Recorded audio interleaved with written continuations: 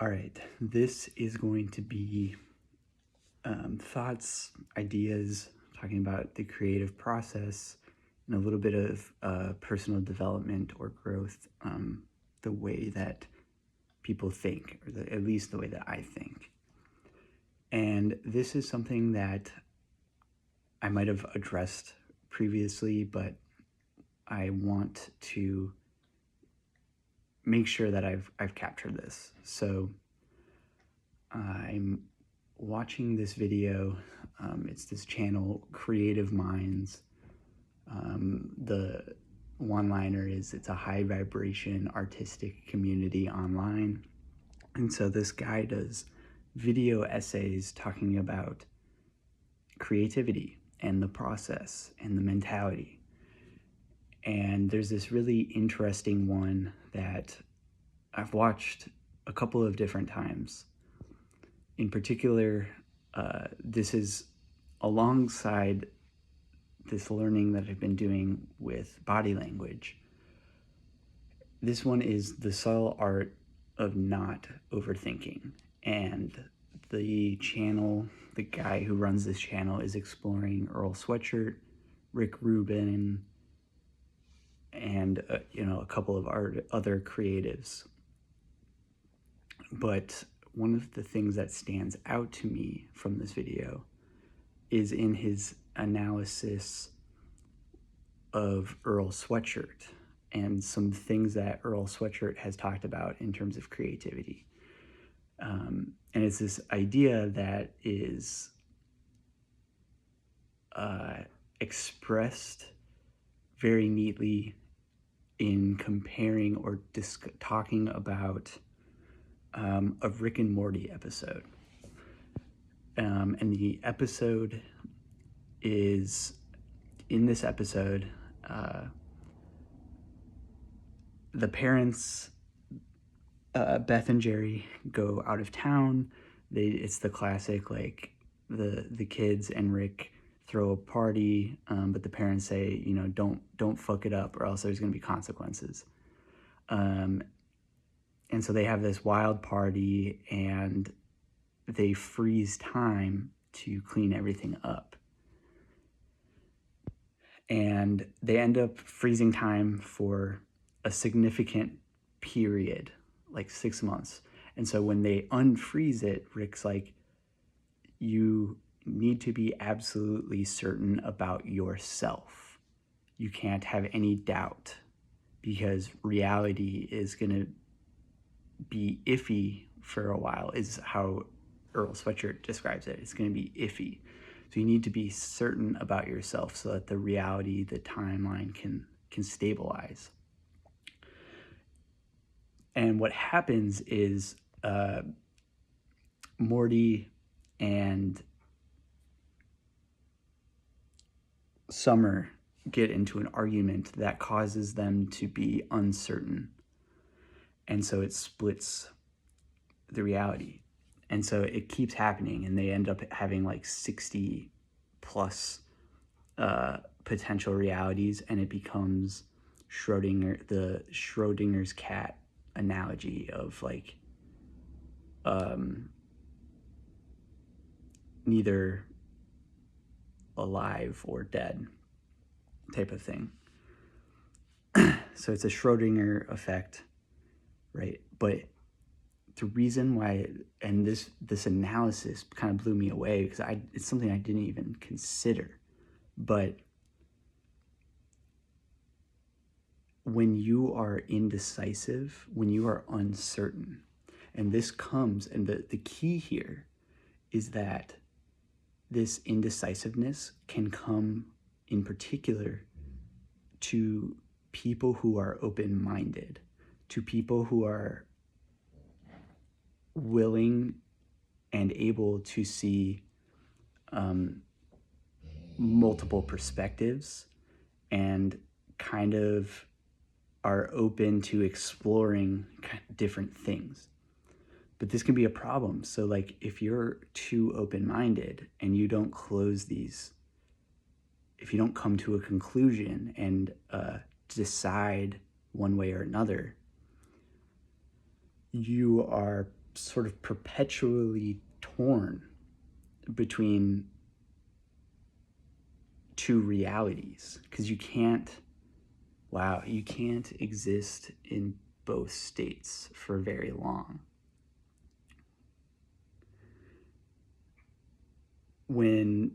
So like, if for open-minded people, imagine what happens when you exist on that level across a number of different topics or problems or issues, right? If you're too open-minded, you are never getting you're not grounding yourself with any certainty. And I feel like every time I try to describe this, I'm not capturing how impactful that is. And maybe it's because you need to understand the episode, but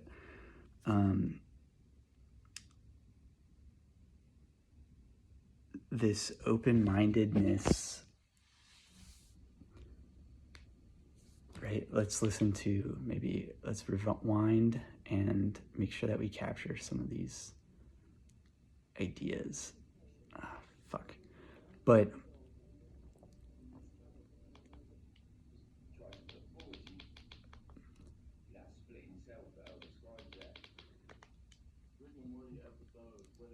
so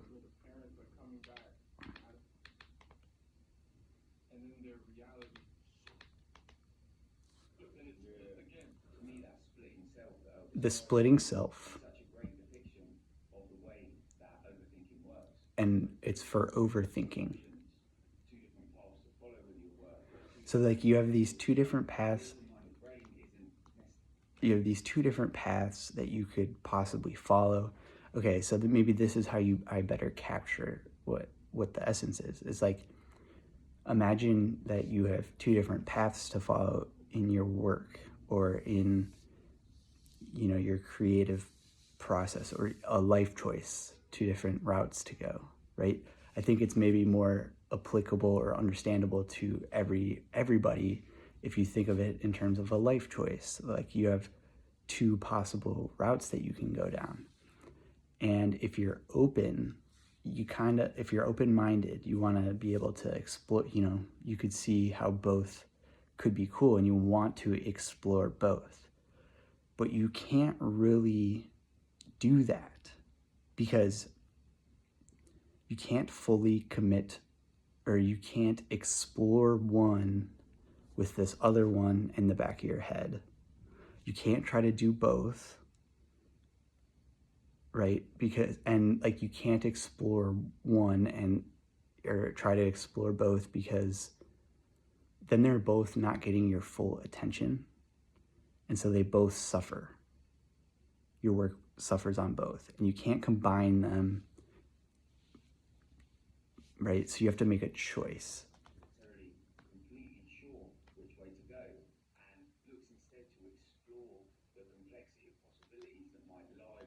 Yeah, so an overthinker who's open-minded is going to want to explore the complexities, the intricacies of both options. But when it comes to this complexity of thinking around our work, the framing that I would try to put forward to you is not that we need to get rid of it entirely, but think of it instead as a powerful tool that we need to learn how to use correctly in order to be able to harness it and move forward and stop it from negatively turning on our work. You talk about how you can't make art if you're thinking about the outcome, you're thinking about business. Yeah. So he switches to Rick Rubin here. What are the audience going to think?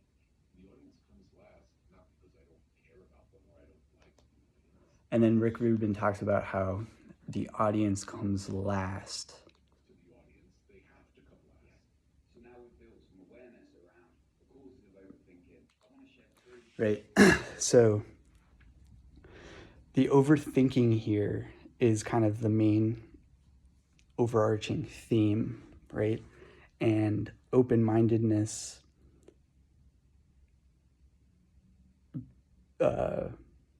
can lead to a problem when you're positioned to make a choice and you don't know which route to go. And that can be paralyzing for people. That can stop your work in your tracks. It can cause delays, right? And so the key here, or the lesson to take away, is just understanding that can happen, and that you need to remove the barriers. You need to use this as a tool. And right, like, so I think the use of Rick Rubin's comment there is a good choice because it's like, think about it from his perspective. He's working with a band like the Red Hot Chili Peppers, who, in working with them, they're expected to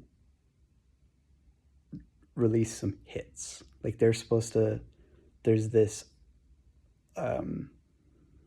kind of destructive, distracting umbrella held over them that is an expectation to produce. But so that's where, in the creative process, you might have to make this choice of like, do I focus on what the audience is listening to, or do I focus on the music? And that's where Rick Rubin is like, okay, if you're in the creative process, the choice there is to make the best music, put the audience last, because that's actually in service to them.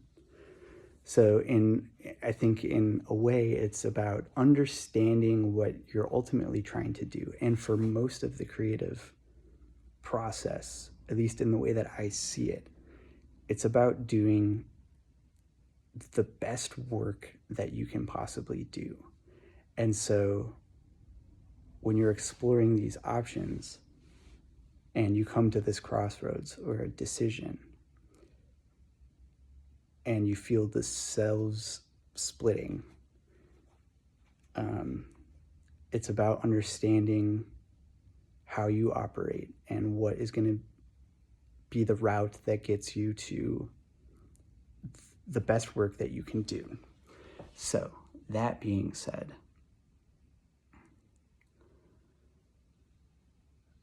I think that this has been a huge issue for me. I think this lost feeling, this like span of a few years where I was wandering around sort of and so unsure of what to do. And even when I felt like when I was working on the furniture and that felt so right, somehow that there was this splitting of myself. Like it felt like